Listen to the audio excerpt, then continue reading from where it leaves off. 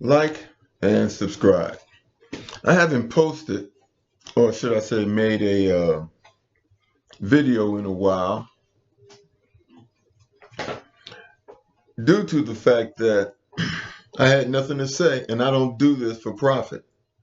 Secondly, my videos are for those who seek the truth and are spiritually intellectuals.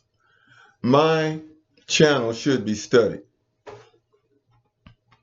Now before I get into the gist of this video, let me tell you this. The problem that we are facing today started when Ronald Reagan was president. And Ronald Reagan attacked unions. What is the purpose of a union? The purpose of unions are to protect workers' rights.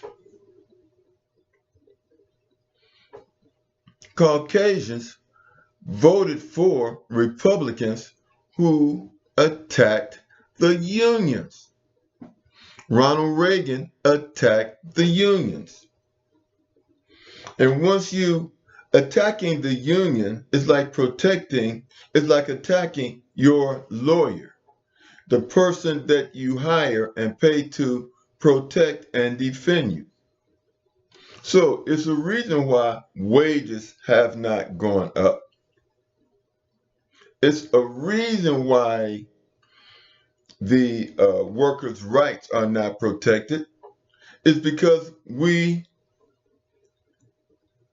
Reagan talked us into attacking the unions. So FAFO started in the 1980s with Ronald Reagan. And we're looking at what Trump is doing, but Ronald Reagan cut taxes on the rich from 70-something% to 30-something%. Then he taxed Social Security. Then he also removed the tax exemptions for new car purchases and credit card purchases. And he did this to finance the tax cuts for the rich. Now, some of you young people out there, look it up. You see, this isn't the first time Caucasians have done this. I mean, so you should not be shocked by the fact that they voted for Trump. You see, because it's the same game being played over again.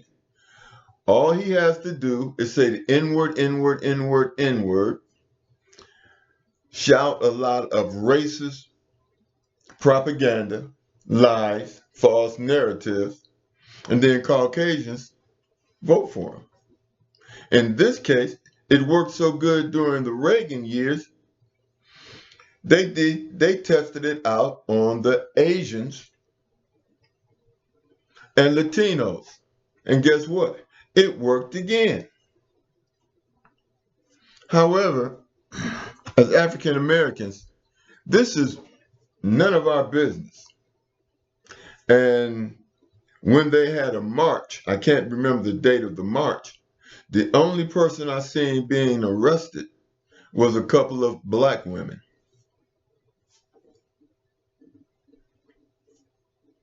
And I want to say this, when we look at the thumbnail, after slavery ended in 1856, the people who took those jobs were Caucasian people. Now, in World War I, the United States brought Mexican or Latino immigrants into the United States to work the farms, to do the farm work. the farm world. It was Caucasians picking cotton, and their children were working in factories after the conclusion of slavery. Now, after World War I, the Caucasian men, they came back and they assumed their jobs picking fruit and vegetables on farms. Some Mexicans stayed, or Latinos stayed, and some went back. Then in World War II, the same scenario again.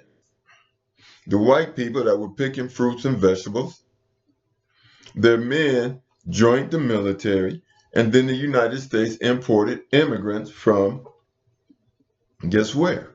South America, to pick fruit and vegetables. And a lot of them stayed. But because of the GI Bill and the fact that we were into what would be called the age of manufacturing, with what do you call it, with assembly lines, white men came back and got jobs in factories. And then white people, ask yourself, who is Walter Reuther? Walter Reuther, last name spelled Reuther. He unionized the auto industry. He helped to unionize steel workers unions, and he also helped to unionize coal miners. And that's how Americans began to get raises, because of unions. Then Ronald Reagan came and white people and used racism to get white people to do what? Attack the unions. Now the unions are weak. And the few that still exist don't have the power of the federal government anymore, because Democrats who supported the unions were not voted for, and it allowed Republicans to undermine the unions. So when we get to this situation with Trump, even going back to Biden tricked Asians into getting rid of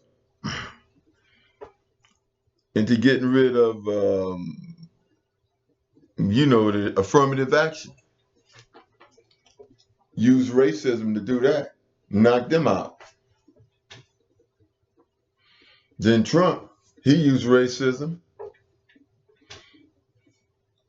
against blacks to get into office. But the weird part about it, Latinos are so racist, Asians are so racist, they really didn't pay any attention to what was being said to them. They just, you know how you talk to a person and you talk to them and you talk to them and they don't hear a word you say because because they're thinking while you're talking, and all they're doing is waiting on you to stop talking so that they can talk. They're not paying attention. So once again, Caucasians, only thing they hear is the N-word. And then they're running around defending police who are dissolving black men and not saying anything about it. Some are cheering about it. And just totally delusional. And so what do? They vote for Trump. He lied to them the first time he was in office. And then he turns around and he does it again. Now what did you but let me ask you a question. The guy has 5 or 6 bankruptcies, and the reality of the situation is that he is stiffing the white contractors that's working for him. He stiffs them and he doesn't pay them. And even with this being said, he still goes bankrupt.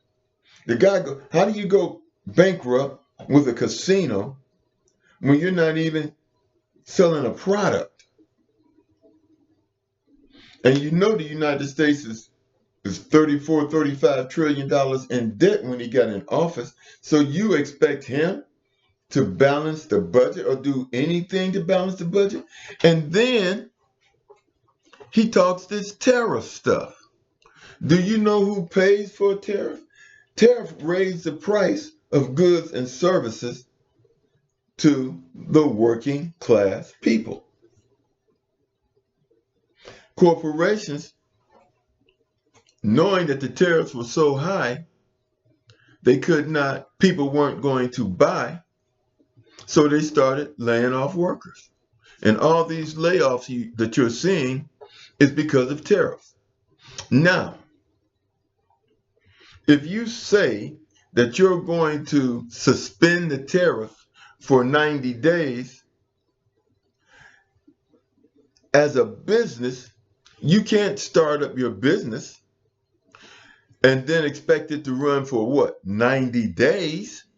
Because by the time you get it started up again, it's going to take you a month and a half to get it started up again. Then you got a month and a half to hustle as hard as you can, and then it shuts down. And you're back where you started from. Nobody goes into a business expecting it to last 45 days. So he suspends the tariffs for 45 days. He's not a hero for doing this. He caused the problem, and he's put a Band-Aid on it. He caused the problem and he put a 90-day Band-Aid on it, which is really only going to suffice for 45 days before these tariffs go back into action again. And tariffs do not benefit. Tariffs don't benefit anybody. It doesn't benefit anybody because all it does is raise the price to where the product is harder to sell. So we got that. Then this guy has ducked the draft entry into the military for what? 5 times based on bone spurs. And we're in a proxy war against Russia. Russia actually won World War II. World War II was won by Russia, not the United States. World War II was won by Russia. And Russia was fighting the Germans before we even got into it. All we did was drop a couple bombs on Nagasaki and Hiroshima.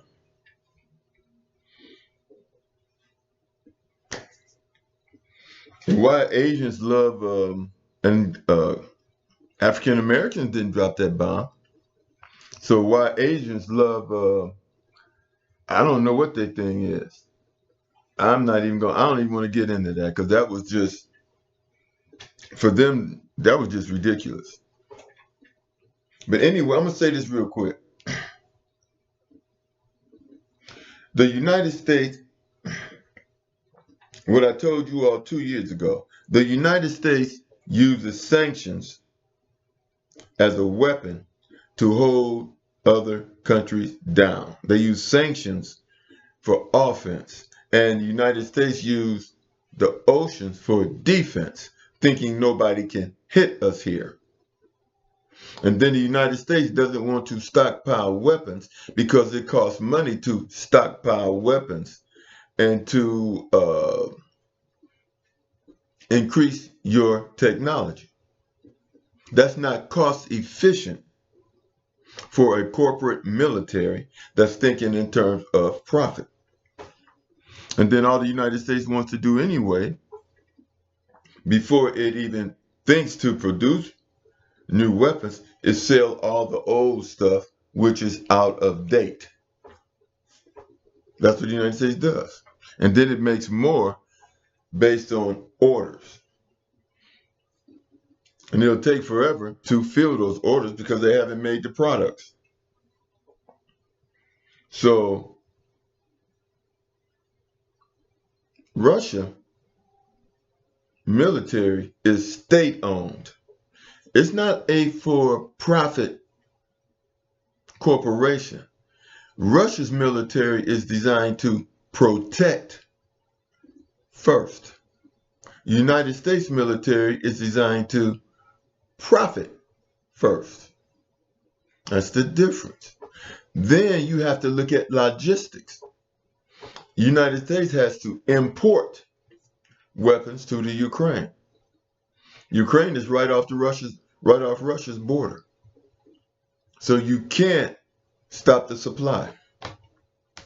Plus, Russia's got what, 160 million people fighting a country with what, 10 or 15 million people? That's a prescription for loss. Can't win that. Then the United States wanted it to be a war of attrition. Well, Russia's national debt is approximately $270 billion. Russia is $270 billion in debt. The United States, when this whole thing started, was $34 trillion in debt. How are you going to win a war of attrition with somebody $270 billion in debt and you're $34 trillion in debt? Doesn't make any sense. That's narcissistic and egotistical to even put yourself in a situation like that. Let's look at the Israel and Iran. It's a logistics nightmare. You've got to send troops over there, or you have to send the same situation with Russia. You have to supply. Your supply can be cut off. Also, Israel is surrounded. What is it? 4 or 5 million people? Israel is surrounded. And as soon as Muslims got into it, Israel will be surrounded and the United States can't win. And Israel, to be perfectly truthful with you, Israel's military is horrible. I mean, these guys cannot fight. These guys will stand in front of Israel. The only thing Israel is good at doing is bombing civilians. Bombing civilians from airplanes and then going back. But to win a war, you have to be able to put boots on the ground. Israel can't put boots on the ground. And when they do, they get taken out. Their military strategy is shot. Because Israel has really never been in a war. Everything Israel has done has been with the backing of the United States. Plus, you got half of the people in Israel don't want to fight. I don't know if you call them the conservatives or the Zionists, but they're fighting each other. But Israel is surrounded. Drones. This is drone warfare. United States, do you know what an aircraft carrier is? Nothing but a big target for drones and missiles.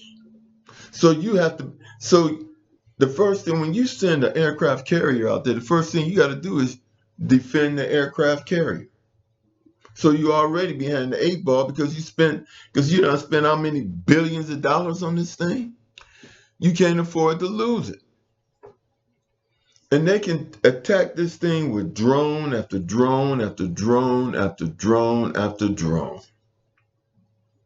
And these drones is $3,000 to $30,000 a piece. And the missiles that it takes to shoot down those drones cost $1 million a piece. Do you know how many drones Iran has?